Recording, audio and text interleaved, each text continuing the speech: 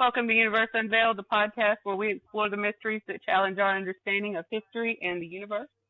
I'm Sarah. This gorgeous creature here is Jacqueline. Today we have the president of the Institute for Natural Philosophy in the house, the podfather himself, our padre who art in Portugal.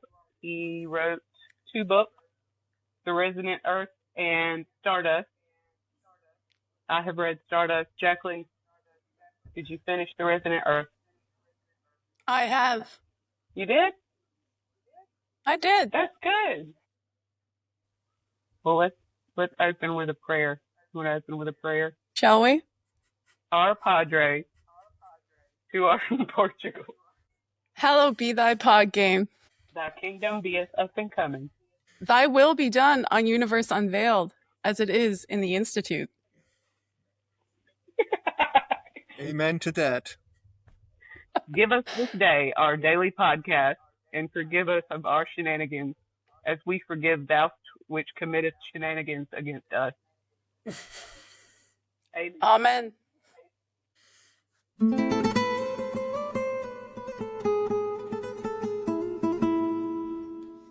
Oh, I'm crying. Just Just not sure if it is joy. So it's joy. Yeah, it's just moved by the Spirit, y'all. I mean, just moved by the Spirit. All right. You already know what I want. So,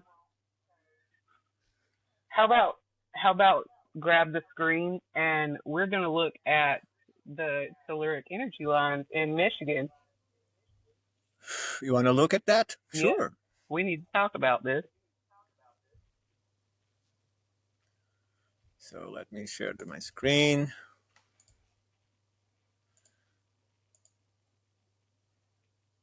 Boom. Just like that. Just like that.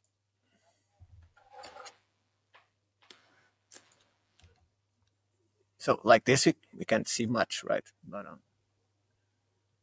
it is kind of too much in the same place there.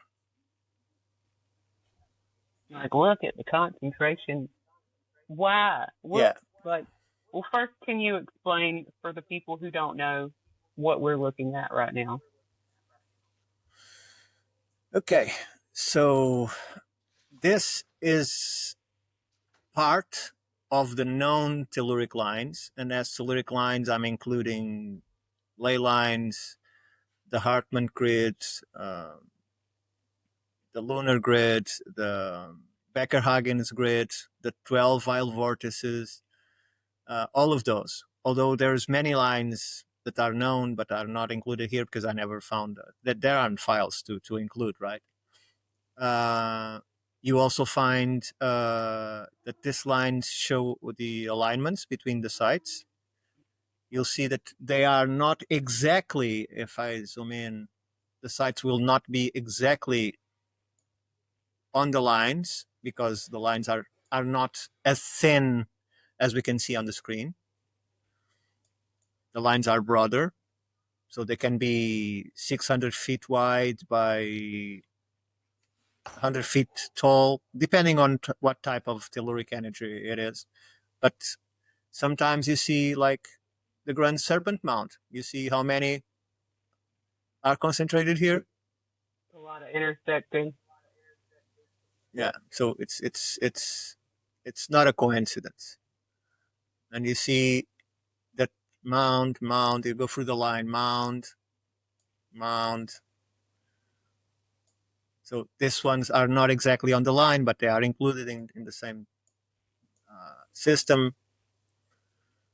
So basically what we're looking at is a list of ancient site locations in relation to the energy grids of the Earth. There is a telluric energy lines. And this is the combination of what we see when we put those two together. It can be even more complicated if I add the layer of the geomagnetic properties, but then it gets so confusing that I think it's better not. What do we think is right there, though? Right there, as of what, Sarah? Like, I mean, do we think, why do we think it's so concentrated there? Do we think there's like a mineral deposit there, or like, what the fuck? Well, not necessarily the first, and I'm sure not the second, but um, it isn't only related to mineralogy or geology. It is more related to how the geomagnetic field of the Earth interacts with the energy from the sun and other cosmic elements, and then it creates this array of you want to call it energy lines or whatever that are spread through the Earth.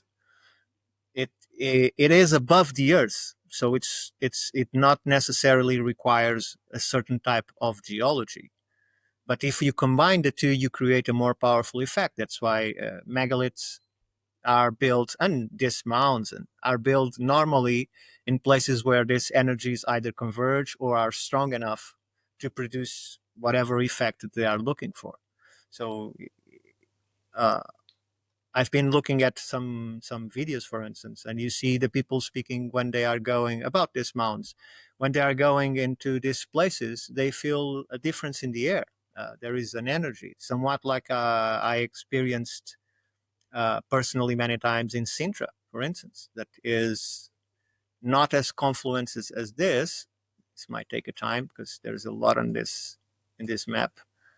But if you go to, come on, boy, whoops, if you go to Sintra here, you see that the line comes here and ends.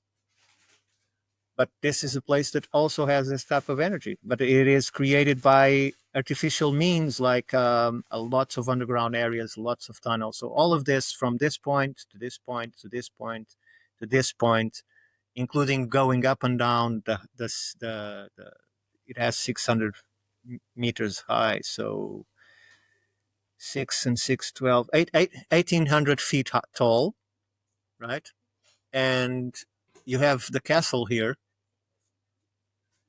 And when the Templars came, whoa, where are you going? When the Templars came, they went through a tunnel, the Muslims, right through here, down here, all the way here, and there is a cave somewhere here where they exited, like 8 miles of tunnels, just in this direction. But it is all of it is like Swiss cheese to amplify this energy. And when you were in there, that's why I peeled it up and I almost forgot. When you are in there, the thing that you notice is the air becomes so thick. For instance, when I was with my kids, where they were, I don't know, 12, 13, and it was their first experience, and they couldn't breathe amidst the forest because the air becomes so thick with the energy. But it doesn't happen every day.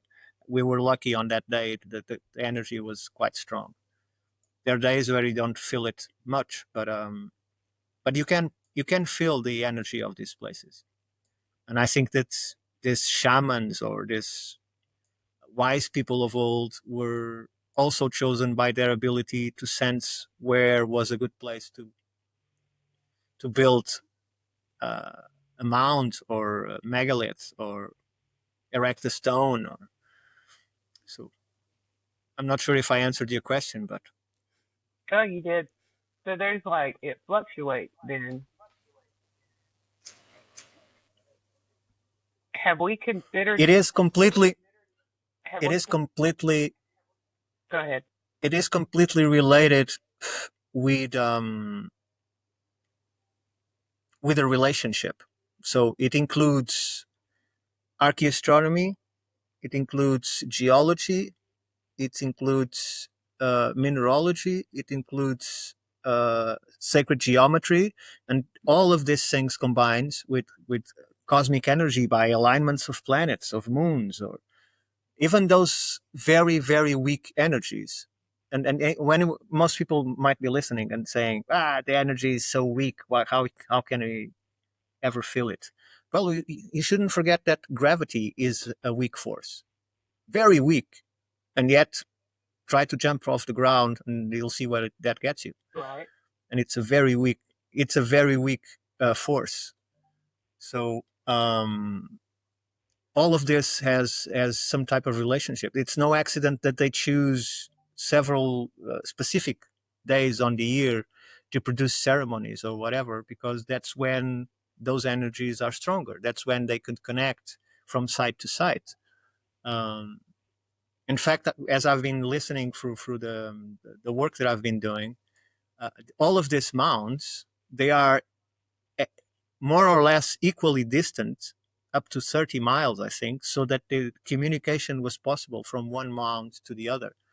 They used these mica mirrors to reflect light and produce some sort of a Morse code produced by light in order that allows them to communicate. That's why they build it high or lower, or they use the natural formations, geological formations to achieve that. So everything was interconnected. All of this is interconnected. All the energies, all the aspects of construction, the selection of the site, the underwater ways of underground waterways, the bends on the rivers. If we go in here, we looked at, if there is a river, it will be on the band of that river that the places are built.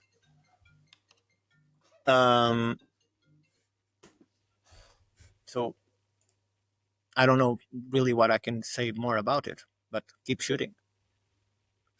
So if everything, and I've heard you say that before, that you try to prove how things are connected, how do we feel about the fact that all of these intersections happen in Michigan, which is where we're dealing with that whole copper thing? Could that be connected? Mhm. I cannot answer that question because I really don't know I mean, if you'll it is be connected or not. speculating, but I think that what makes this place special, I'm not sure if it will be the copper, because the copper was explored way before, during, and after. And the difference in the copper in this area is that you don't need to make a mine to bring it out. You just dig a hole on the ground, or you just take it right from the rock that is exposed. It's called floating copper. So you could take huge pieces of copper, and you go to these places today and you see that the stone is missing a vein, a large vein, and all of that was copper that was removed. Uh, if it is related to the fact that there is so many mounds in this area, I don't know. As probably it is. It has to be some kind of relation, of course. As I said, everything is connected. Good answer. yeah.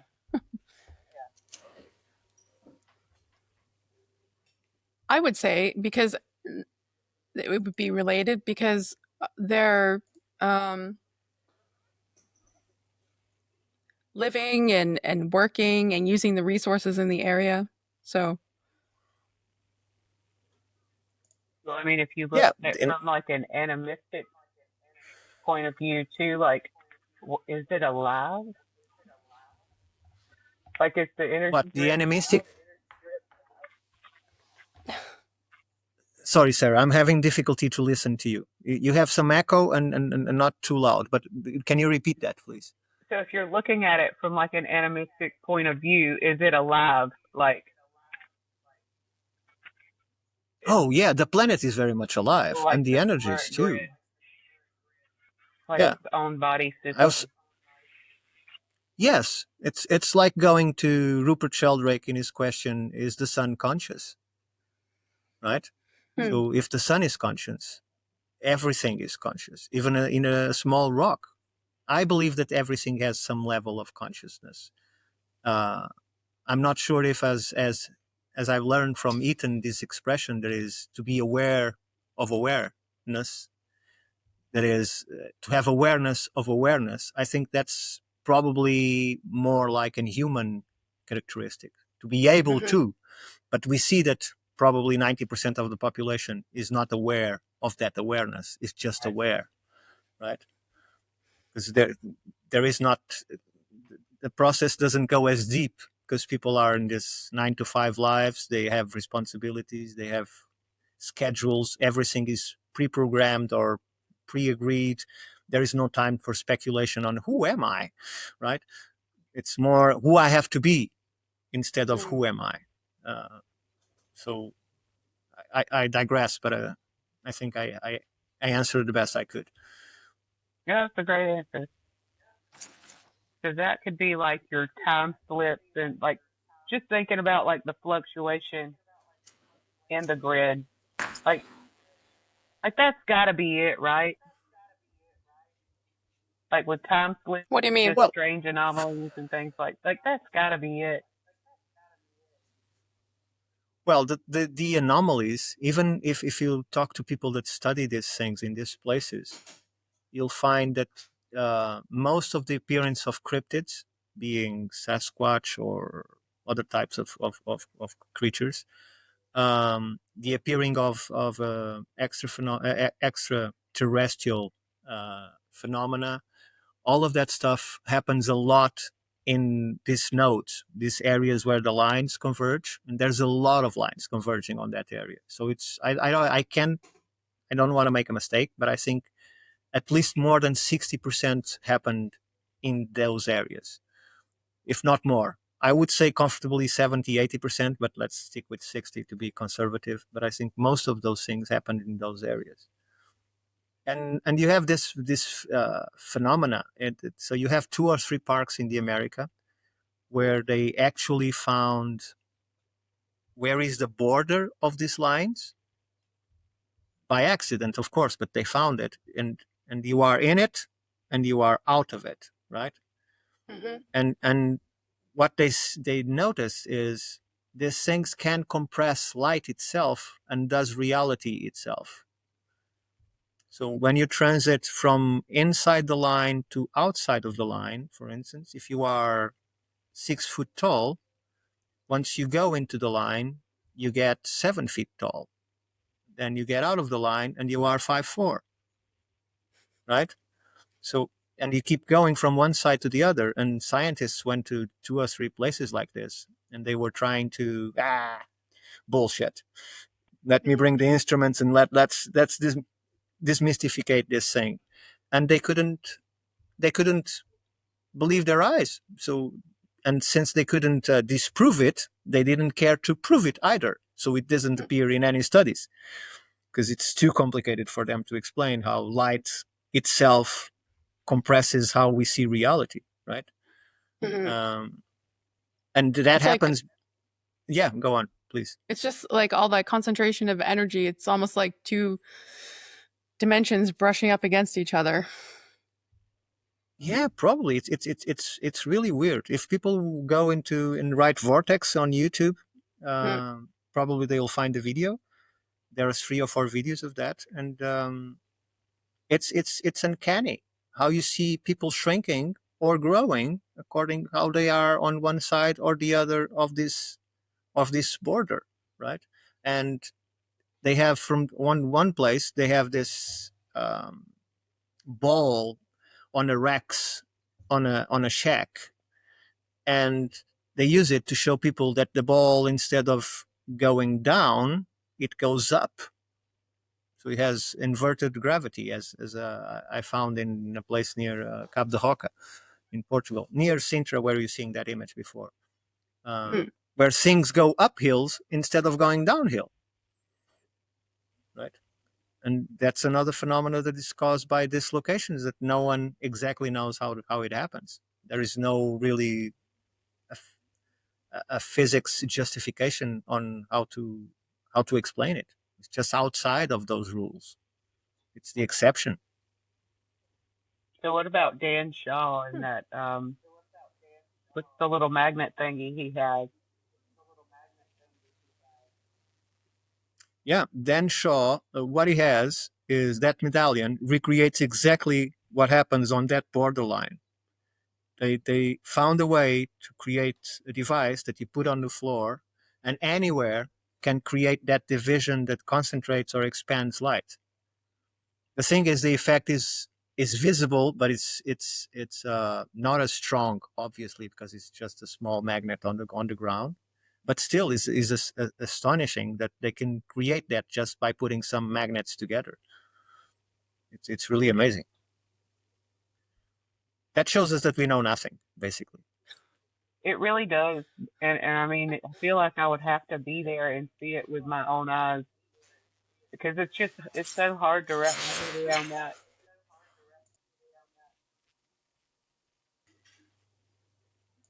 Well, Sarah, What? once you see it, it's your audio is cutting out. Can you hear me now? Hmm. yeah. You might be having some network issues because your camera is losing quality or frame rate, and then your audio gets a little bit distorted. You're losing speed, Sarah. We've switched network.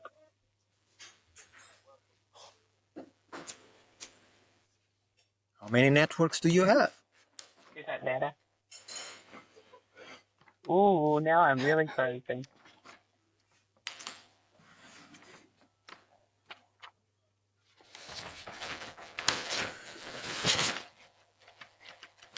Don't you have a fan or something, Jacqueline? Too loud. Put it away. It disrupts the audio. Well, don't. I have a fan right here. I'm just about. I had to turn my TV off because it was buzzing. That's the thing. I can hear everything. Every little. Can you hear my fan? No. Maybe. Okay. You also have one of those face It's okay. Any difference? filter things on your mic, though. What's that? He also has the like pop filter thing on his mic. Mm-hmm. Mm-hmm. Doing its job. No, I don't.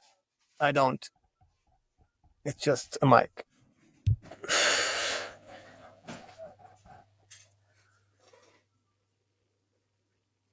Audio. So what else do you have for me? You're good. You're good. Let's talk about Stardust. Okay. Let's. How long did it take for you to write that, good sir? I don't know because I wrote it a long time ago. As you noticed yourself, I didn't know how to write then. So That's not what I said. I said your English has come a long way. It's just like she said how to write. oh, basically That's not what I said. is I'm more or making less up the same. without words being put in my mouth, man. But I think the meaning is still there, and there's room for a second edition. So When did you write it? 2000 and well, I did the last 4 or 5 chapters last year, but I already had them more or less schematized, but not written. But I probably wrote the gross part of it 2009, 10, 11, around that period. In fact, it was the idea of the book was to be called, and there is several posts on that on X. It was to be called Book of Thoughts because it was just random ideas discussed and compared between myself and I, and then I decided to not do the Book of Thoughts and to try and give it some beginning, middle, and end. And that's how I made the Stardust. That's how it came off, like in my mind. It was like my regular internal banter. So that was nice. Yeah, basically, it is an inner discussion put into words, basically. For sure. So, Yeah. so tell me, what do you want to discuss in it? Well, What about it? something that caught my eye when I first started with the Institute was your little saying you like to say about Coincidence takes planning. Yes. That was So that was the that was my takeaway, and that's what I juggle with daily. Is and we talked about this the other day: determinism versus free will, and is everything predetermined, or like, do we have even a shred of free will at all? Like, well, I'm not sure what I wrote, but my perspective is that free will begins when you become an independent person. Until then, there is some determinism. You have free will, of course, but mostly for mischief. But um, once you become an individual that is supporting itself and ruling your life, from that point on, every single decision that you make makes you responsible for where you are now. Right? So there is no blaming anyone because he did this to me, or someone did that to me, or that guy that was killed at that hour in the street that wasn't supposed to happen, nothing, and it was just misfortune. It wasn't. It was his choice to go out at that time and be on the street. Right? It's it's I say this a lot when I'm in the road, right, and you find this person that is completely clogging your transit, right, and the thing that I imagine is we both decided to leave house at the precise moment to meet right here. And I have to deal with this, right? So it is not his fault because that's his way on that moment in time. It is casualty. Is that the word? A causality. Casualty. A casualty.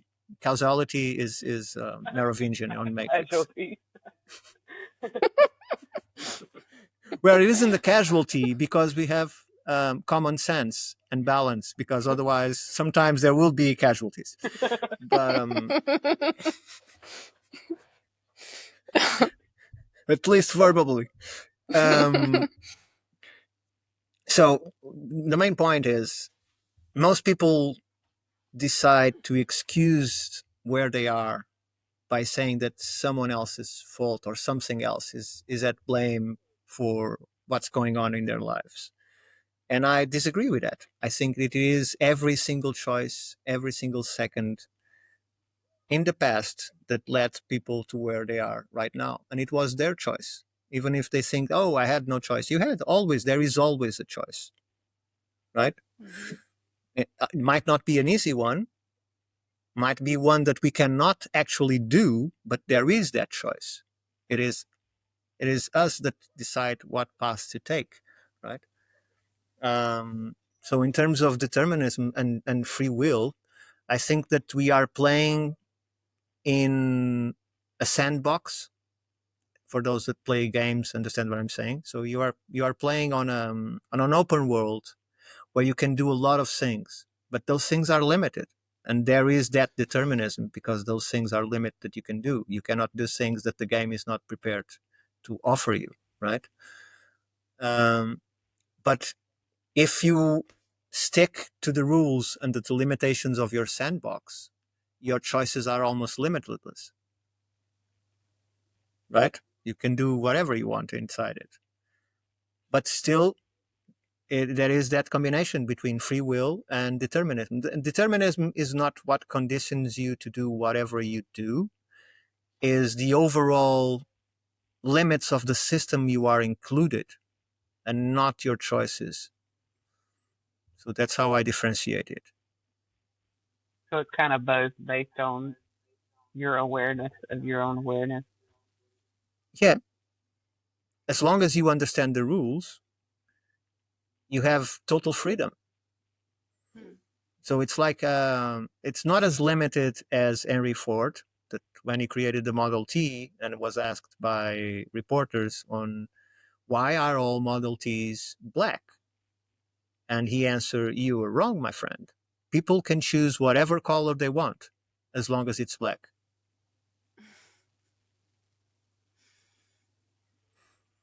This is historical.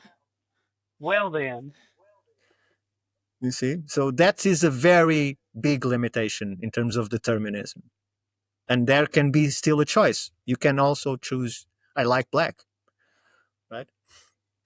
It is only a limitation to those that don't want it black. But in the sandbox that we live in this world, the limitations are, I don't know, the scale is huge. For you to find a limitation within the system that we live in, you really have to be pushing the limits and working for Red Bull or something like that. Because otherwise, there is basically nothing that a human can imagine and cannot do in this sandbox. That's interesting. Yeah, please contradict me. Well, no, Sarah, are you broken? no, I was just thinking about how like the psychology that I use with my daughter, like um this or that, and it's not really a choice, you know. If she doesn't Mm-hmm. want to eat, like, do you want chicken or do you want a cheeseburger? And it's just she never had a choice in the beginning. Like it's the illusion Right. of choice, you know. It's a very childlike Yeah, but is it an illusion to her or to us by living in here? Is it an illusion when you don't know it is an illusion? perspective. There we go. Oh, that's fun. But if you do know it's an illusion, Then you have the choice to not follow it, awareness of awareness. Mm. right? Because she's not asking her, what do you want to eat? She's giving a choice. Mm-hmm. And that's the sandbox limitation. That's that choice. But in this case, she's going further because there is no choice at all. She already chose what would be, right? But the person doesn't know it, so it chooses race just the same. I'm gonna have to think about And it. Already am. just include a third dish and broaden the choice. How can I weaponize Too much. this against my child? That's too much. How can I weaponize it? So the question you have to make is, if you ask her freely, what would she choose? Neither. Right. So you're torturing the child. Is that it?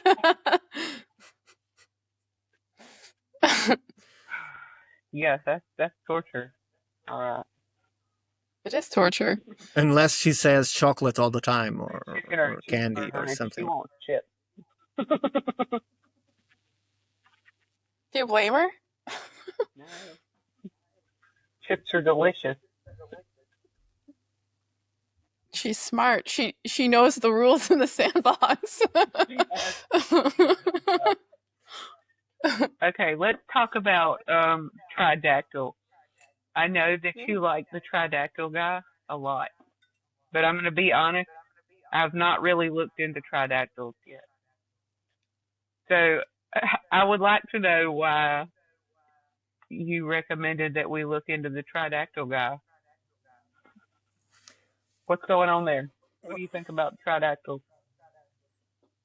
Well, I found it interesting, not as an absolute, but interesting because it shows a type of being that obviously live among us, obviously has nothing to do, it's not even biological connected to us, because they come from eggs. Because some of the mummies still have eggs inside them, and the eggs have little worms inside them, right? So they're real. So, like, so far, science has not been able to say that they are not real.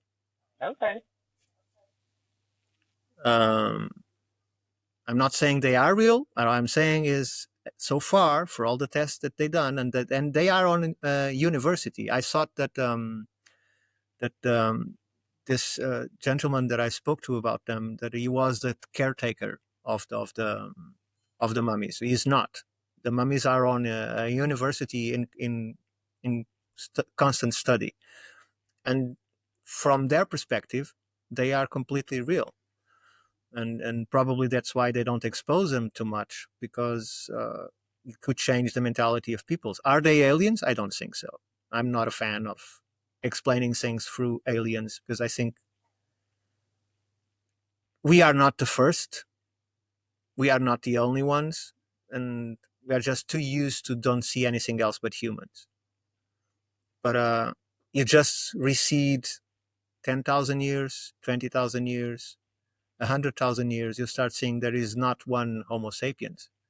There is a lot of them, very different from Homo floresiensis, or whatever is the name, that the Hobbit fellow, to Denisovans that are 7 feet plus tall, right? Or you have the Neanderthals that are, they say to us, they are shorter than sapiens, but the bones allow for a much higher type of muscle. So it means that they were like, I don't know, 6 feet tall or less, but they were as strong as a being could be, right? Because the bone is much thicker, so it takes much more muscle, so it gives it much more strength. You just imagine the difference between, we are very look like with the chimpanzee, right? They say that we are 98 point something genetically the same. Not to consider that they consider 99.9% of all of DNA garbage, and they are just concentrated on 0.1%. But let's forget that part, and makes us 98% equal to a chimpanzee, right? And if you see the strength of a chimpanzee, even without muscle, it is far superior of any bodybuilder that you can go and fetch, because their bone density is much higher. Therefore, the muscle it's much stronger. But what I was saying is, I think that these creatures have a place in our past, in our history. They probably, by their difference and abilities, we don't know because we are only seeing them dead, right? They might have abilities that are even inspiring legends or myths. They have no mouth, for instance, right? So how do they speak? How do they communicate? They are filled with art, so that means expression. So and I find the worm very interesting, because I keep seeing, I know it's fantasy, but I keep seeing SG1, the worm that appears in SG1, right? And the worm needs a caretaker until it evolves. And you find these worms in or similar in Chinese art, for instance, and you find these worms smaller and bigger. The thing that I don't know, and Ed Casas, that is the name of the gentleman, he doesn't know either, is, do they make a cocoon and then emerge transformed like a caterpillar, right? Or the worm just evolves into the creature that they are. I think that if it is a worm, there is some metamorphosis process there. But I can't know for sure, and I never looked too deep into it.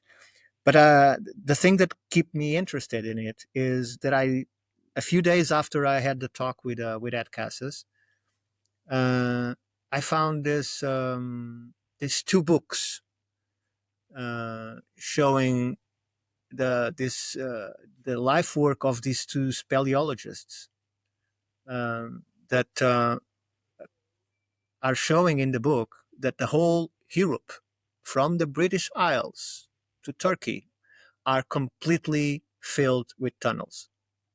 Completely filled with tunnels. The problem is the tunnels are too short for humans. So what was going on down there? Who was using these tunnels? Who made them? Because you cannot put... what they found is these tunnels have 1 meter less in height. That's in inches. I don't know how much that is in inches. Probably 3 feet, something like that. It's too small. So either you have Homo floresiensis all over Europe, you have a place, some similar guy like that all over Europe that could transverse these tunnels, but still you have to think, why would you put tunnels with 500 miles length? Why? What is the meaning of that, right? What's the purpose? and they are not natural. They are carved. There's no doubt of that, and they go under the sea. So who took the work to do all this, and for what? Was there times in the Earth's climate where you just couldn't be outside, or are these creatures like that movie, The Time Machine, that if you've seen when that calamity happens and he moves into the future, you have two types of humans: those that were living underground and evolved, protected in canyons, and those that evolved completely underground and became more animal-like, and people who saw better in the dark reproduced more, and more people began to see in the dark, and changes started to kept occurring. So any of that is possible in the vast period of years that life has been evolving. The thing that leads us to where we are now is that whoever engineered Homo sapiens gave it a quality that none of other species have, and it's not intelligence. It's the capability to assimilate all the others' DNA. It transforms everything it catch to into Homo sapiens. Everything. It doesn't care if it is Denisovian, if it is Neanderthal. It's just, what is the name of the other one? I said Gravitinian already, right? So it doesn't care. It just assimilates all of them and transforms them all into sapiens. 2 generations, 3 generations, and there's no more Neanderthal. There's no more Gravitinian. There's no more. I can't remember the names. I'm sorry. Yeah. So for me, that's the main difference from sapiens to all other species, because we don't find them mingling with any other kind. And each time they appear in an area that they live with sapiens, they disappear. They don't disappear because we kill them. They disappear because we assimilate them. And if you go to the what's the name? Well, I visit the place. There is a place in Portugal where there is this vast canyon that is filled with abris. Abris are not exactly caves, but highly I don't know how to say it, recesses in the rock that create these places where they could stay and be sheltered from the rain or whatever. Okay. And what we found is that the child that they uncovered completely intact was half Gravitinian, that is the type of sapiens, and half Neanderthal, right? But physically, he had much more of sapiens already than he had of Gravitinian than he have of Neanderthal. And the toys, the artifacts, the things that were placed with the child, all of them belong to the 2 cultures. So they were obviously living for long and in community with one another, right? And choosing husbands and wives between the 2 species. They were not fighting. Yeah, they were not fighting. They were just living together and enjoying the strengths of ones and the strengths of the others to live in community. And why don't we find any other species today? Because sapiens just assimilates everything. We just transform everything into our kind of being. So it's genetics. Our genetics were predominant. Yeah, absorbs the others. I never seen this written or talked to, but it's my personal opinion. Okay, before someone starts looking into references for this is just my analysis. Okay, because every time we see a group coming in contact with something that is sapiens, the other group disappears. In a few generations, it just vanishes. And the sapiens are not stronger. We are not necessarily smarter. We are now finding that the size of the head has nothing to do with intelligence. Absolutely nothing. In fact, you still have many modern humans who have half of the cranial capacity, because they're much smaller, right? You go to the pygmies, or the Baka people, they are small. Their brains are much smaller, and they have the same cognitive abilities that any other human has. that's a concept of the 18th century that still prevails, that everyone that is different is stupid. Eugenics. So yeah, and that's not true. It doesn't matter. So we have to start thinking as Homo erectus, for instance. There is very good evidences that Homo erectus lived until Roman times in the Fazan area of the Sahara Desert, right? They were exterminated by the Garmants, and the Garmants were the guys that controlled the salt traffic between the descendants and survivors of Atlantis, wherever it was, in the Atlas Mountains, who gathered on the other side of the Sahara, who gathered the salt and sold them to the Garmants, and the Garmants were the only ones that knew the route to cross the desert and bring the salt to Garmantia when there was sold to the Romans. The Romans then destroyed Garmantia to take that control of the salt and the routes. That's why Garmantia is not a place that is known today, but there are records of it. And so what do we find in these books is that there was this human thing that the Garmants used 4-horse chariots in order to catch them, and still they run faster than the 4-horse chariots. Right? So you don't have any human that can run today faster than a 4-horse chariot, not even Usain Bolt or whatever. It's just, it can't be done.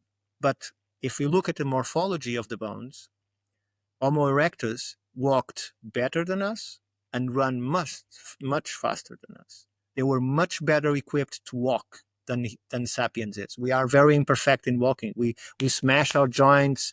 We are not anatomically built to constant walk, right? We are more like trophy things to be kept in temples for other uses. And probably that's the reason why we simulate every single DNA, because we are made to breed with very different things. This is just occurred to me now. But so if we had Homo erectus back then, that they say talked by clicks and weird noises, they didn't have a specific kind of language. But then you see that there is these tribes on that period, and for 300, 400 years to now, after that period of the Romans that I'm talking about, there are still tribes that talk by clicks. Right? Yep. So, and explorers in the 18th, 19th century called them Troglodites. Yes. Yeah.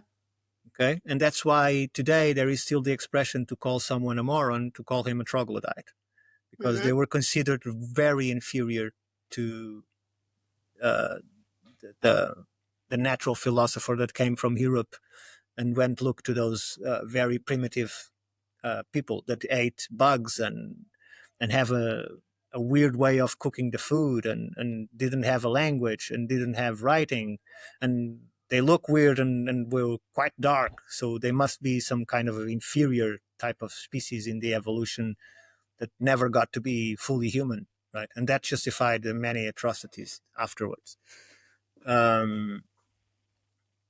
So I think that history is very flawed in that respect. So when we say that there was an evolution of the humankind from Australopithecus that I don't consider a human at all. To me, it's just a monkey. And then you have afferences, you have erectos, you have what's the one afterwards? I can't remember the name. I don't look at this paleontology. I don't look at this for more than 20 years, so I don't remember.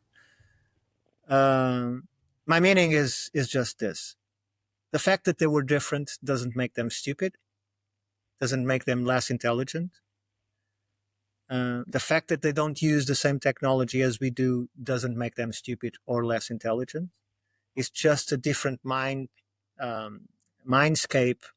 that is fully adapted to their landscape.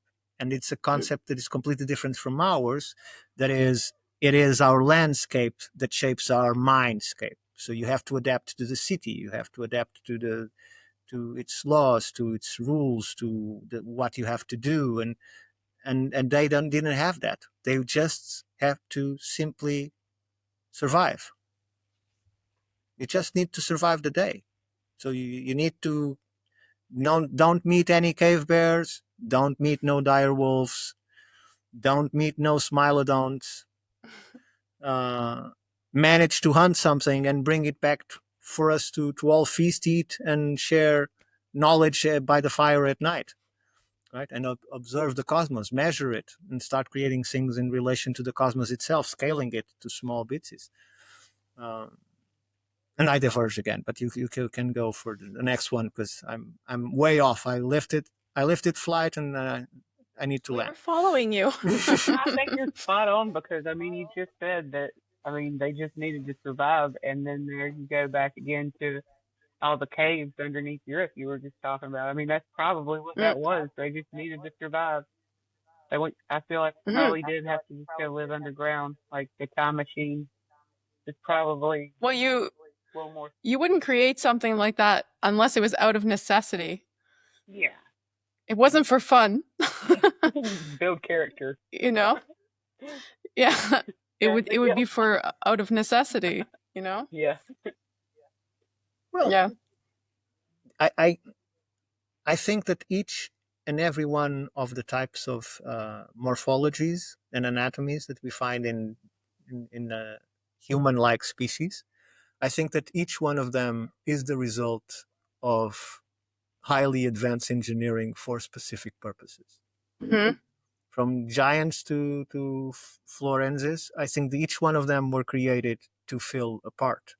Mm-hmm. And again, humans and sapiens were created to be at their service, whoever was the creator, while the others were all made for specific things. So if you look at Forenses, they were very well equipped to dig, to go underground. They saw better underground. They had strength to use the tools and carve the rock. They have the correct height.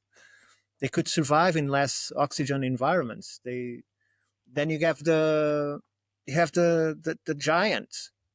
What were the giants for? So security, construction, strength to maneuver highly heavy loads. And then you have the warriors and so on and so forth. And then you have the runners and right.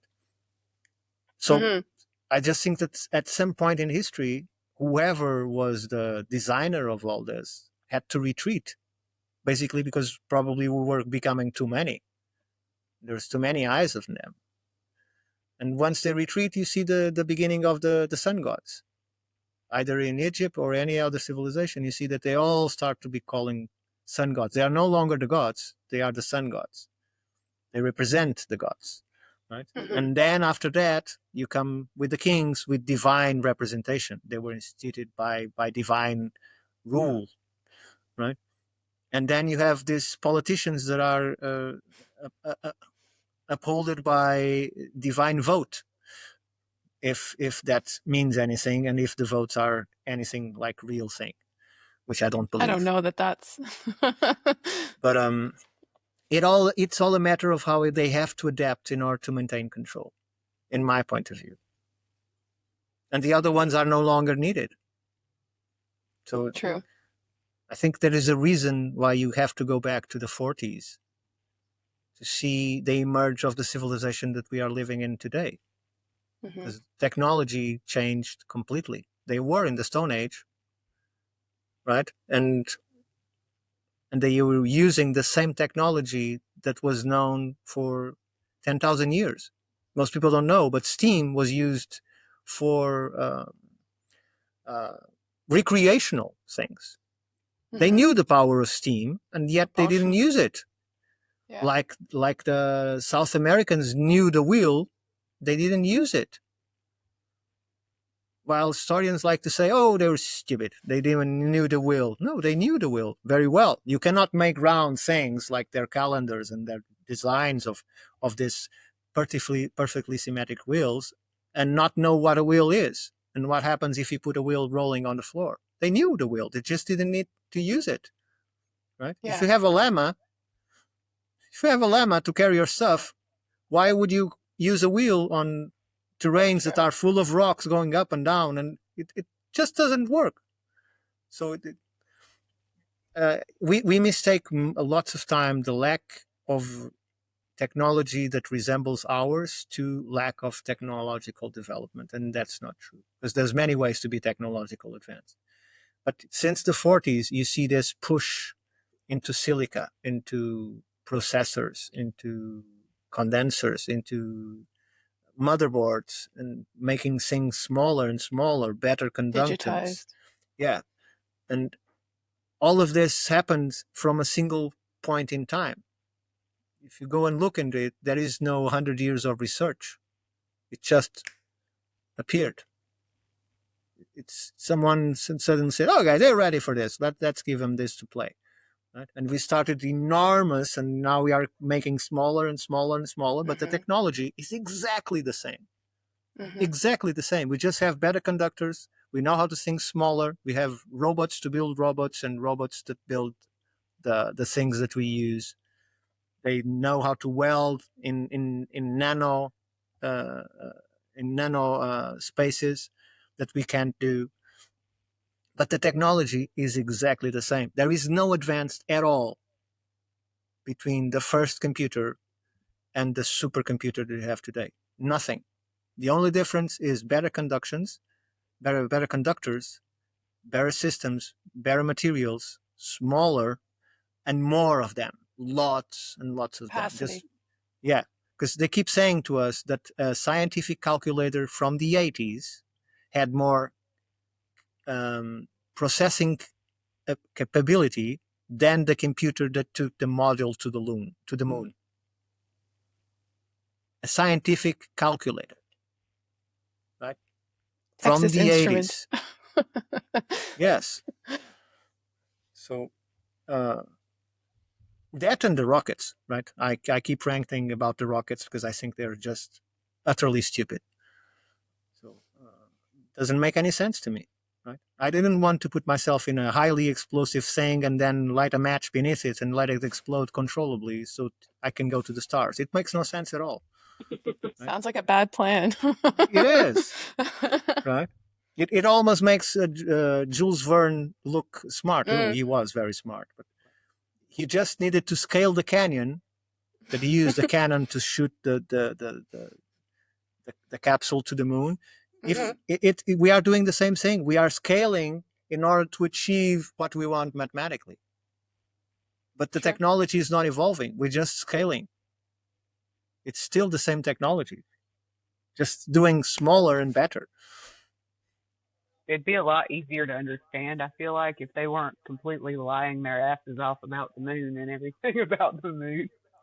We don't even know that they went to the moon. For all I know, they didn't even go to the moon. Or maybe they did. Well, I would say that the first landing that we saw was not real. No, obviously not. Okay, because you have a studio. We have a studio where they rehearsed that many times, and they were very fearful that they wouldn't make it, and they were decided to, even if we don't make it, we are going to make it anyway. Yeah. The televised rendition of the moon landing, in my opinion, was filmed not on the moon. Yeah. Perhaps they've gone since, but if you follow anything with SpaceX, for instance, throw NASA in there for fun, even though they don't really deserve it. But they don't barely have the capability to achieve a successful mission to the moon now. So they were doing it back in the day with one of those old Nokia brick things. Right? In the 60s. Yeah, I don't think so. And now they're... What they did have was big imaginations and wonderfully capable film studios for the time. Nice. So,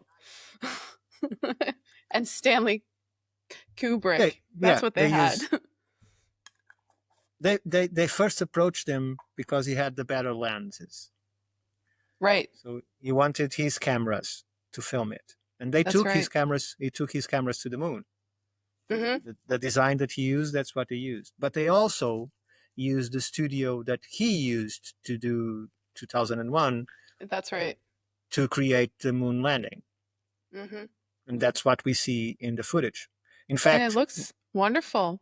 It was obviously convincing for enough people.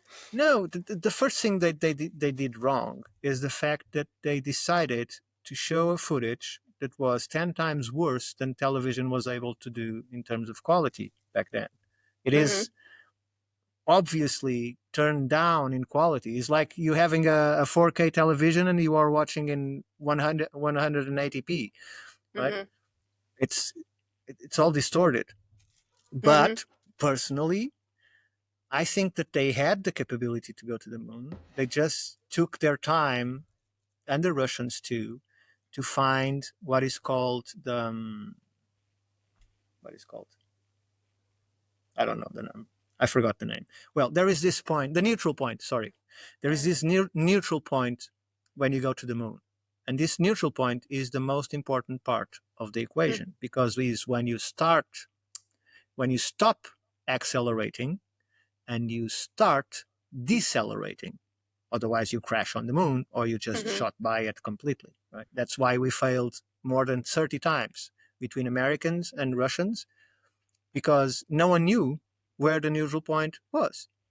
Why? Because the calculations that physics give us to the gravity of the moon say that it is 1/6 of the Earth, and that's 16% or something like that.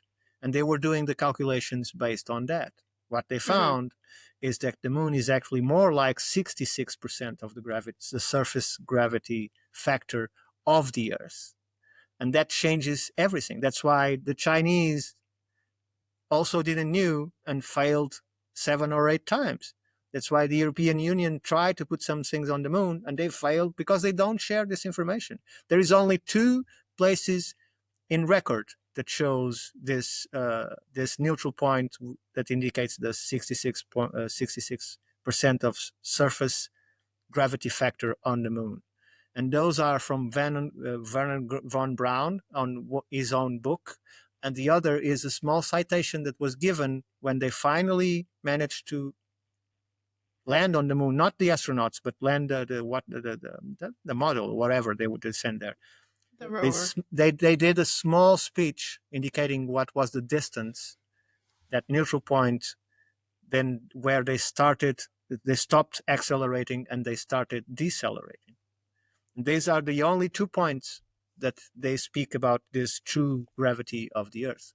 Moreover, and probably we are taking too long on this, but it's interesting that the second voyage to the moon, people were going crazy because these astronauts, they were very athletic, right?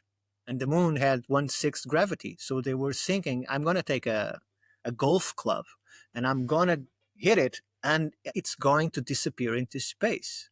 I'm going to do flip-flops like nothing. I'm just going to jump into the air and make 5 flip-flops and land again with no problem whatsoever. And the reality is, when this famous astronaut on the second mission, it was filmed because it was on script that he was supposed to jump high, right? And he was expected to jump at least 1 meter or 2 meters above the ground, right? And what happened is his jump was exactly the same as any person can jump on Earth. And they excuse the suit, but they forget that if you take the gravity factor in consideration to the suit, it means that he and the suit together, his weight was exactly the same weight he would have on Earth. And then we see that confirmed when he tries to jump, and the only thing he does is like this. That's what he jumped, right?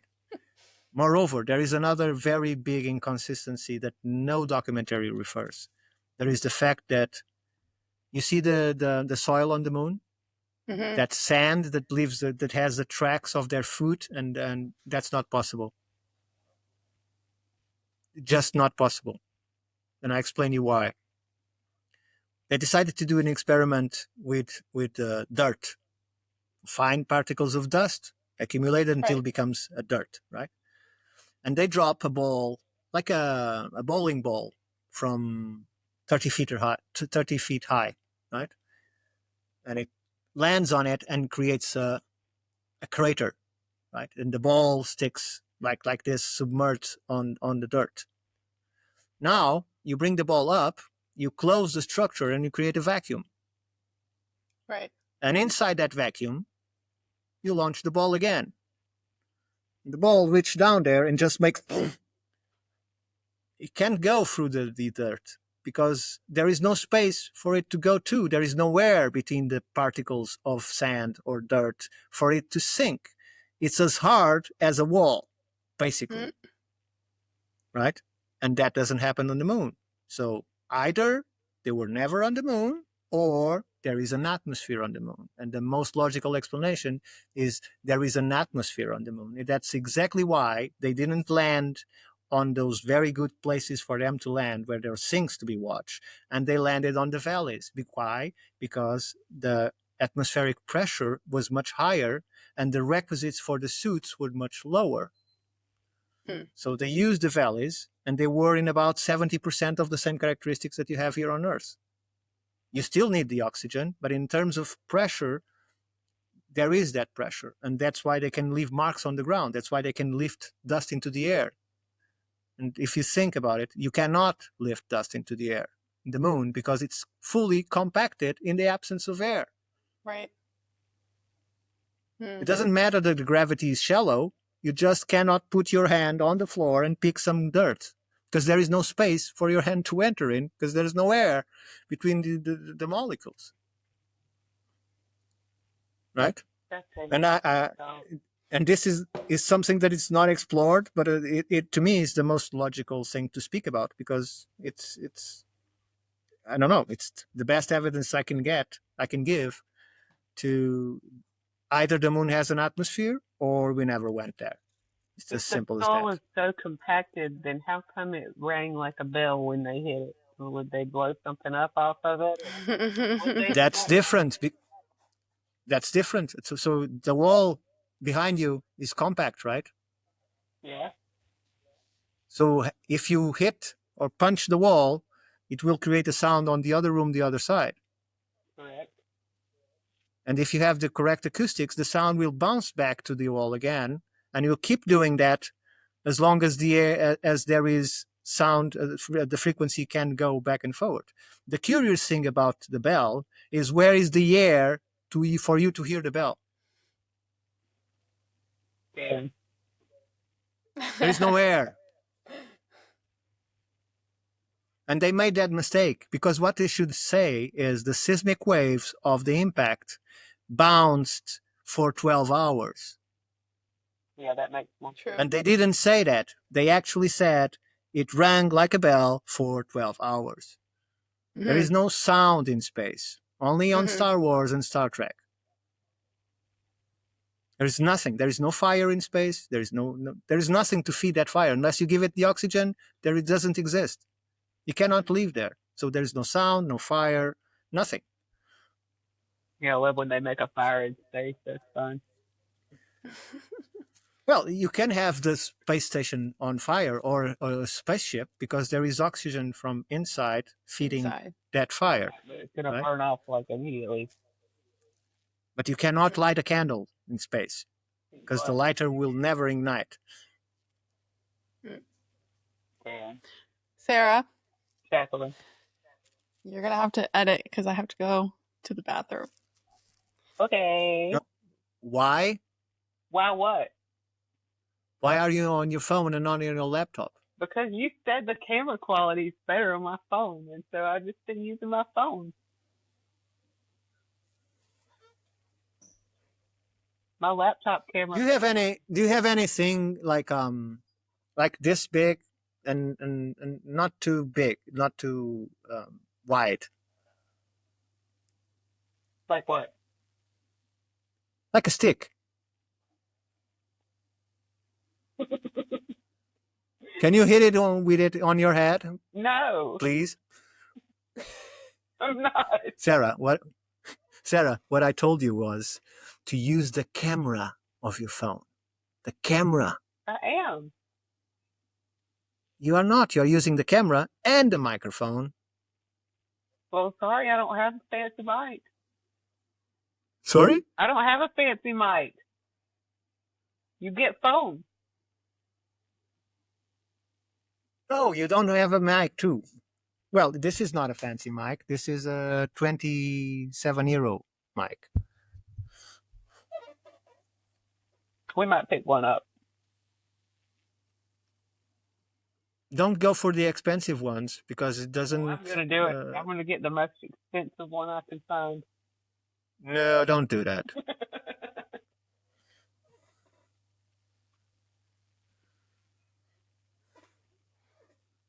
All better? You're muted. Can't hear you. Yeah. There you are.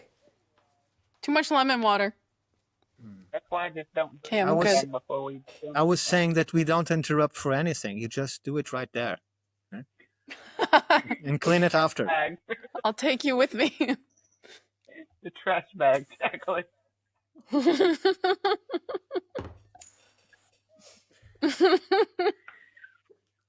All you hear is a crinkle. Inside joke. I should have one nearby just in case. I needed one at the beginning of the episode.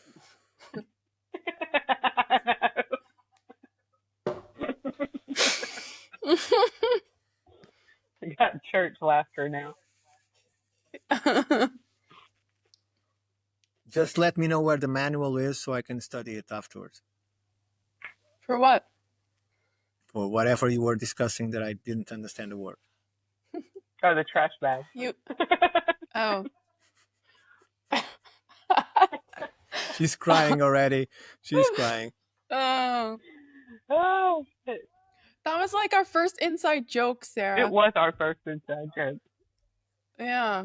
I don't remember what was going to be so funny that you needed a trash bag, though. So fun. Like anything. Everything we say is funny, so. It's probably his theme music. That shit was funny to me. No, that came later. Sometimes I open my phone and there's a message from Sarah and I spit whatever I'm drinking out.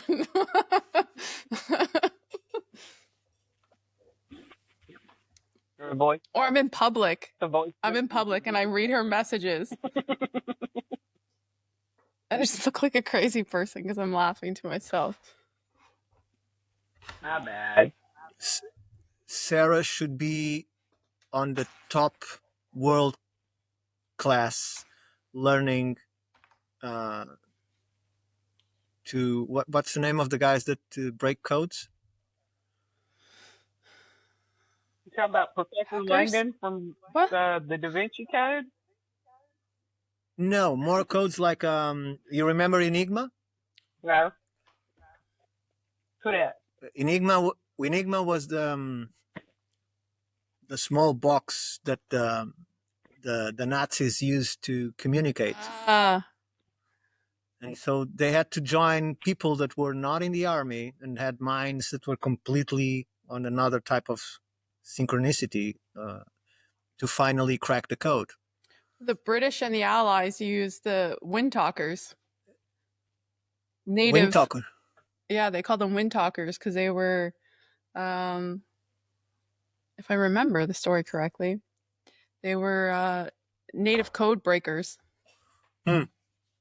Indigenous people from United States and Canada. Oh, interesting.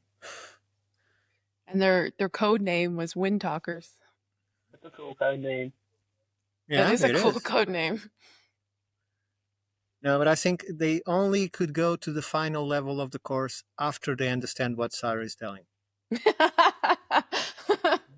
you can't, If you can decipher Sarah, It's not that bad. you just have to, it's You not just- that bad. you just have to write 4 or 5 sentences from from time to time. I can decipher Sarah. I can. The problem is I can decipher her in 172 different things at the same time. That's the problem. I catch your meaning right off, girl. It's open to interpretation. So, I mean, however you interpret me, just go with that. Just come with a. But I'm getting better. I'm getting better, right? I'm getting better. Okay. It was like you talking riddles, and I was like, what? No. It's gonna be fine. Yeah. Are we happy? I'm always fine. happy. You weren't last time. Well, we're not going to talk about that.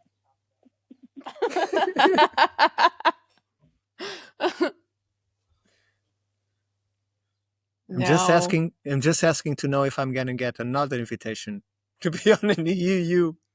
You will probably get many more. Oh, definitely, because we are building a UU crew now. We have all kinds of ideas. Okay. Okay. That's good. Mm-hmm. I encourage that. Mm-hmm. You are the podfather. Mm. He is. He is the father of the pod. Yes.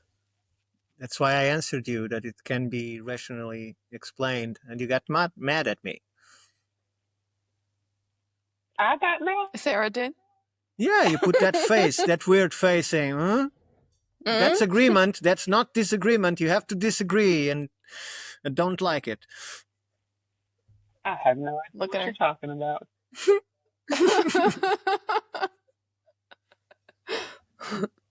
No idea at all. Look, there was nothing I could do. So all things that have no solution, they are solved. Amen. True. Amen. Did you say amen?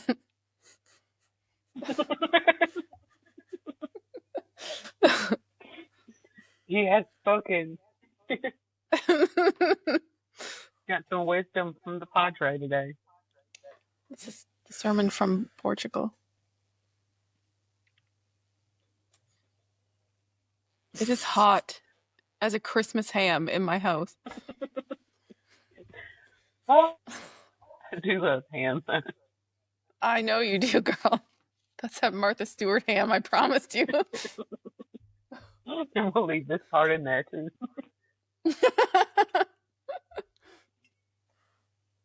Yeah, we don't do censorship here at UU. We don't believe in Censorship? just as a policy. So No. we don't cut anything. Say we do sometimes. We like to be honest with our viewers. And I think that's important in these trying times. Times are trying. Sure. That's why you're going to include this last 21 minutes. Oh, you bet your ass I am. I'm fine with that. No problem. Well, some of us might have to retouch the rímel on the eyes, or the mascara, as in English. But apart from that, So listen here now. We still look good. All right, now we're going to start doing something new on here. We're going to start collecting an ongoing list of absolute truths from our wise guests, and you shall be the first. You're the first. Padre Adamu. You got any absolute truths for us today? I have something. And don't you dare say that there's no such thing as an absolute truth, because I swear to God, Ricardo. You have to come up with something. If you've been attentive, I already touched it when we were discussing previously, because what I'm bringing is the absolute of relationality, which means that nothing exists in isolation. Everything gains meaning only in relationship to everything else. I feel personally and I've been touching it. by that statement. But before that, I have to say that I'm completely against any kind of absolutism. I think that Where's my flip flop? the fact that there is the absolutes, that there is no absolutes, it's the rule that confirms that, sorry, it's the exception that confirms the rule from my personal perspective, because nothing is absolute in my view.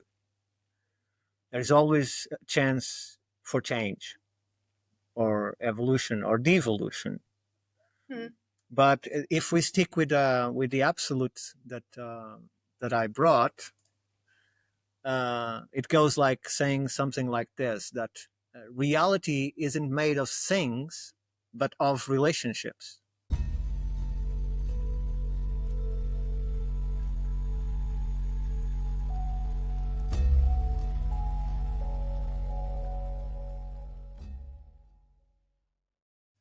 An electron only becomes an electron in relation to a proton. A word only has meaning in relation to other words and contexts. And the person only becomes who they are through relationships with others' culture and its own environment. I don't know if you want to expand on any of this, but it is exactly what I've been talking about: the ley lines and the cosmic alignments and mineralogy and the very people that use them and build them. So everything is related. There is nothing that isn't related to something else. And it's that relationship that creates the complexity that then creates the matrix that is our reality. And that's why, as you read on the book, we can do self-actuation. And self-actuation is where we create our own reality. We use the past as a source of knowledge. We applied it to wherever wisdom we have on our presence to build the future that we want to create. That's all the past exists for, is for that, because the past doesn't even exist. It's all a succession of heres and nows, right? And it is on those heres and nows that we can make that choice of relationship to create the future. We choose what we associate ourselves with. We choose what rules to follow, what cultures to uphold, what morality to bring up from ourselves. So it is the absolutism of relationship in a concept that has no absolutes, because everything is possible. It's all a matter of choice. So what you're saying is that I should pull some cards about it? Basically, what I was saying is exactly that. Yes. That you can put your intentions into the cards and get the result that you expect. And that's why the cards have so many interpretations, for you to have the choice, for you to don't have to accept the doom or the victory, depending on how you are feeling. He's always like, don't pull the cards. Don't do it. And then I'm like, do it. He's like, do it. Pull. Do it. Let's see. Yeah, we don't. So if you look at it from a psychological perspective, you take the card not because you want to learn what's coming, but because you want to confirm what you want to be coming. That's fair. So it's just an artifice. It's something that you can bypass eventually, because you don't need a card to tell you what you already know. I know. I just like to use random things in the world. It's actually easier that way. But that's the. Yeah, but it is Sounds always like an absolute truth. if you take the cards as a metaphysical source of data, then you can take the cards and pull them up and just read them as abstract things that can give you some knowledge on how to proceed. They can. but still you cannot escape the fact that you have desires, you have objectives, you have wills, right? So there is this phenomenon in biological or chemical labs that they found, that is, the user changes the outcome. The observer. Yeah. Or yeah, like Yeah. the double slit experiment thing. Yes, ma'am. That thing. Yeah. Yeah, but not only that. If you put a person that is extremely low or in low vibration to do one experiment on a biological sample, or let's stick with that, or a chemical reaction, the chemical reaction or the biological sample will behave differently with every type of user and every type of disposition that that user has. It is as random and as absolute as you write without any intention at all the word hate on a paper. No intention. It's just, you just put the four letters together, right? There is no meaning to what you're writing. You're not feeling any hate. You're just making the word. And then you put a glass of water in top of that paper. And you leave it for the night. And in the morning, you go and froze that water. Then you, when it's frozen, rock solid, you break a part of it and you put it on the microscope. And it's completely random, unorganized, ugly, non-geometrical at all, right? But you repeat the process and you write the word love, again, with no intention, and you do the same, and the crystals will be perfect, beautiful. Time after time after time after time, the outcome is always the same. The design is different, but the perfection and the beauty is always on the side of love, and the anarchy and the ugliness and the lack of meaning on the side of the hate. Yeah. That's the word. So I can't remember the name of the guy that first did this. It is a Japanese guy, Matsumoto. I can look it for here. It's called The Way of Water, I think. Japanese. It reminds me of the arguments that they use for in the case of spelling. Yes. So Yeah. it's for people watching. You can go to a video called Dr. Emoto's Water Experiment. And after him, there is some people that are talk now. I just find it funny that the guy that brought this is the guy that is not spoken about. There is 2 or 3 guys that are very on the tongue of people discussing these things, but they don't mention the work of the Japanese guy. I don't know why, but I've seen it happen several times now. But he was the one to first discover this, that water has not only memory, it can interpret what things mean, even if you don't put any meaning to it. It's like it's inescapable. Even you are just putting the 4 words, the 4 words still have the meaning because they have that global consciousness value of being a negative thing.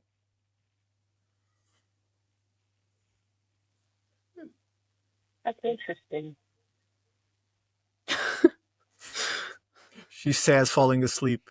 I'm staring off into space. Listen, sometimes I have to process stuff and just let me look off and do it for a minute, okay? I look over there. I look out that window and like, gotta think about stuff. That's what gets us here. Big thanks, and everyone has their own big thanks, and we can put all of our big thanks together and make something great. And thus the Institute for Natural Philosophy was born. Yeah. And that is a Sarah-ism.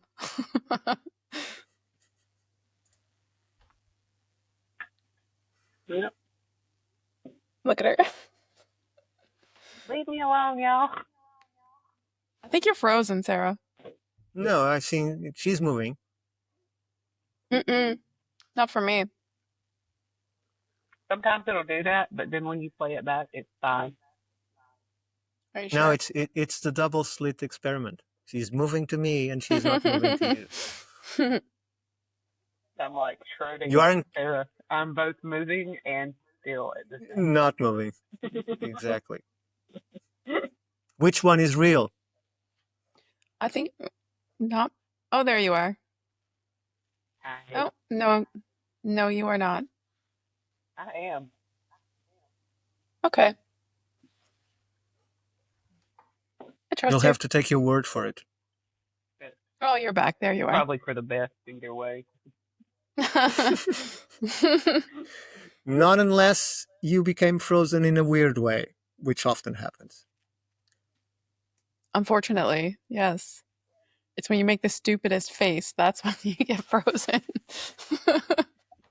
Leave me alone. All right, we got about 15 minutes. You want to talk about the Institute a little bit? What we doing, what we need, what we got going on? How do we get in touch with you, et cetera, et cetera. Okay. Are you going to actually make a question, or that was the question? I asked about 3 questions in there. Okay. I'm trying to break you like you So, broke Dan that day. He's wise to us now. so in terms of projects, there's several about to burst. I'm not sure about how many of them I can speak, but we have Jason, that I believe is going to be one of your guests soon. So Jason is working on a documentary series that is about antediluvian mobila. It's based on his work. We are also working so that he can create a proper space for all the artifacts that he has found. So we're trying to build a museum for him. There are also 2 projects that we more or less drag ourselves into Jason's projects of trying to build a community, or at least a space where, how should I put it? Where not only all the people from the Institute and associates can mingle, it will also be open to people with activities from ludic to spiritual to cultural. We are also working on launching the Institute for Natural Philosophy TV, or IfNP TV. We are just working on the schedule. That's what's being delayed. It was supposed to be on air for 2 weeks or so, but it isn't. And it still won't be in 2 weeks' time, because there's a lot of schedule to create a 24/7 programming, and we want to have specific themes that are suited for each time of the day. So you can expect to have like yoga in the morning, or tai chi, or you can expect to have herbology lessons by lunchtime, or healthy food. You can expect to have light matters, be it historical or scientifical, in the afternoon, and then the more complex ones during the night, and then it all recycles again and starts with new shows within this schematics. We just yesterday I spoke to the graphic department. The new issue of the Pharos magazine should be ready in a week or so. Unfortunately, we cannot keep the promise of one every single month, because people are working in their free time, right? And we have to respect that they also need to rest. They all have families, and it is a very hard work to create a magazine as we have. As for contacting us and finding the magazine, you can all do that in the Institute for Natural Philosophy.org, where you'll find not only the Pharos magazine, you'll find all about us in the About page. And you find our store, where you can find replicas of books. And when I mean replicas, I mean actual replicas, exactly the same as they are right now, not a clean paper, just a text or a translation. No, it's exactly as the book is. We just added the Nuremberg Chronicles. That is one of the first books ever written, one of the most beautiful books ever written, which is funny. So it's like the pyramids. The first thing is always the biggest and the most beautiful. So it also happens in books, right? Probably coincidence takes planning. So the problem is this book is 880 pages and would make something extremely expensive to buy. So we divided it in 4 zones so people can buy them separately, and when they have the complete set, they'll have 4 books of but the cover is always equal to the original. The interior, every single page is exactly as it is in the original right now. It's a very good scan, and so high quality paper and all of that. So it's as the other books. The fact is, the other books that we have, they are very small, because the books in itself, in reality, are very small. But there are many items on our store that people might be interested in. George, that is the curator and the owner of the store that so graciously accommodated us. He's an amazing artist, and the objects that he creates with the artwork that we send him or with the books is always tremendous. And he has the best quality in terms of products, be it clothing or towels or handbags. It's just, the quality is just amazing. In fact, it's so amazing that he has this carpet, right? And each time he sends a carpet to someone that buys it, and this is his store, not the Institute's, right? Someone keeps the carpet because they're so beautiful that well, I won't say who he thinks is taking them, but because they are Oriental-like, and there is these people that like to use these rugs turned to the east, they tend to disappear for that reason. More. Oh, then you have to become a member part, and there. It's not the best wording, but we'll find there is professional applications. And that's the one you have to click, even if you want to be just a volunteer, because there's no other button to click. So you reply that, well, there are lots of buttons, but none of them will lead you to that section, right? So you just fill in the form, and we'll enter in contact with you soon after that. More projects. Well, the Knoxville, our main house that is to be built in Knoxville, there'll be 2 buildings.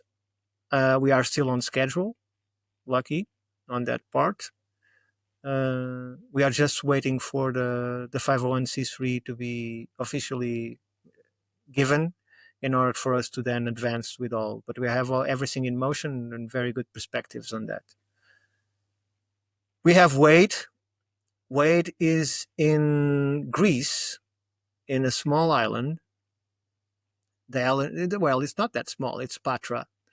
And he will also be working with us to create a museum, because he has a vast collection of minerals, from meteorites to precious elements, and he has an amazing collection. So we are also working with him to create a museum there for him.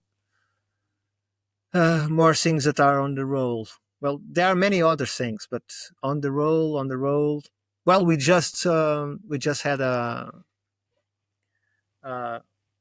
one of our associates is actually now filming with or was an hour ago, with the top expert in the Pilot Mountain.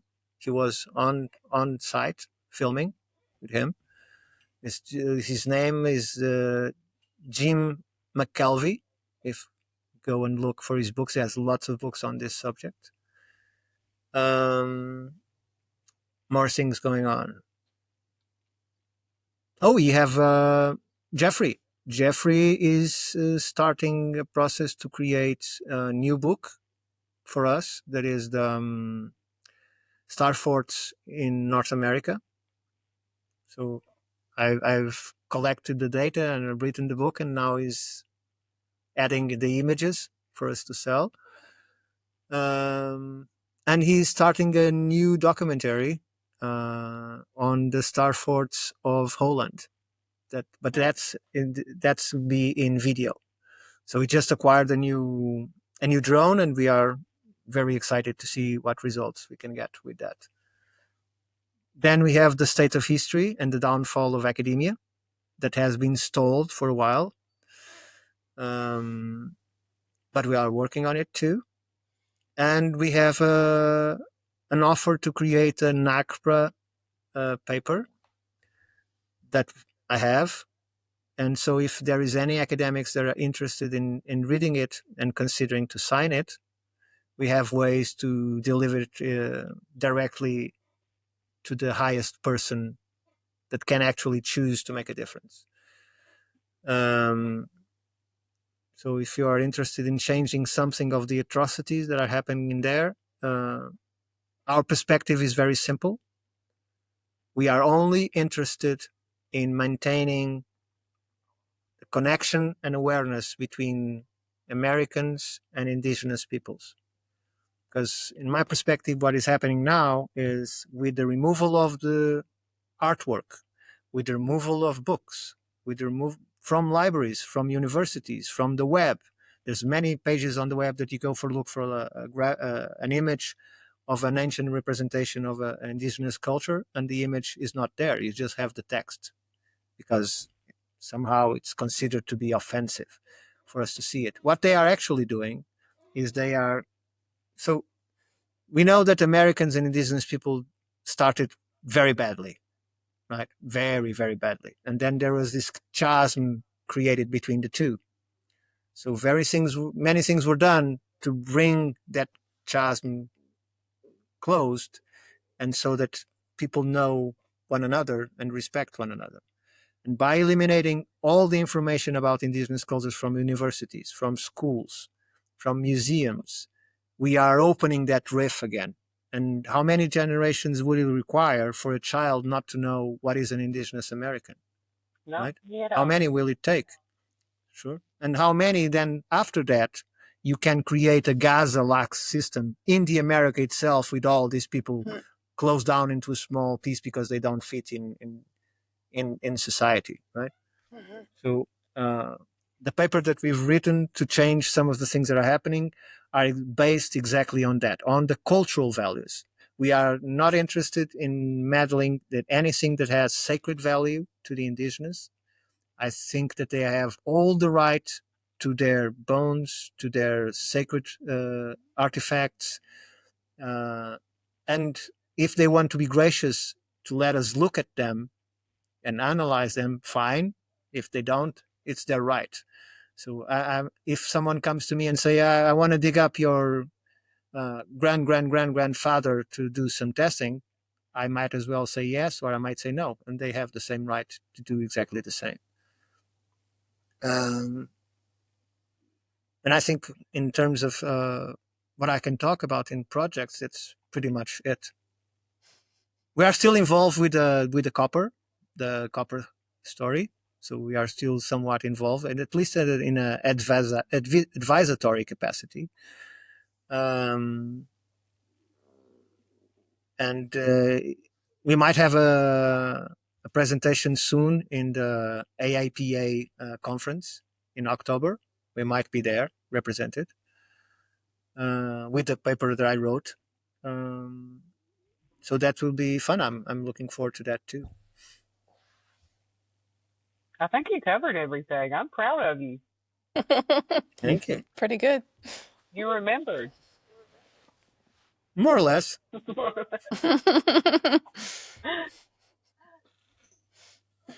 Well, Jacqueline, you got anything else for the Padre?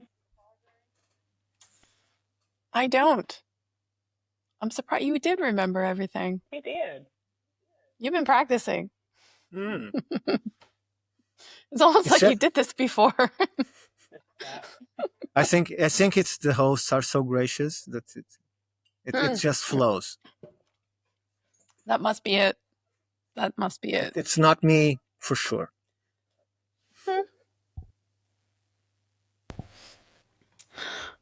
Sarah? Well, I'm good. If y'all are good, y'all good? I'm good. Where can the people find us, Sarah? They can find us on. Now I'm gonna try to remember. Come on. Spotify, Uh-huh.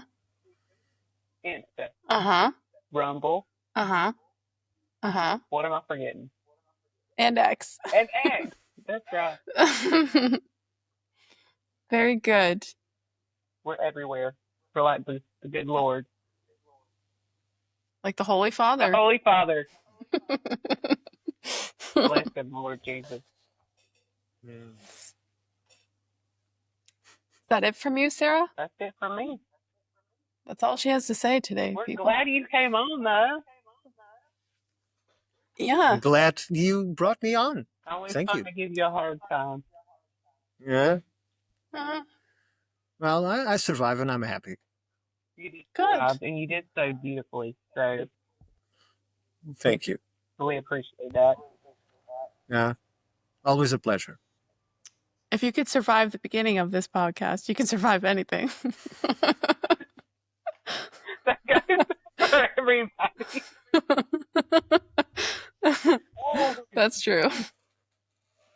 All right, y'all. Well, we appreciate your time.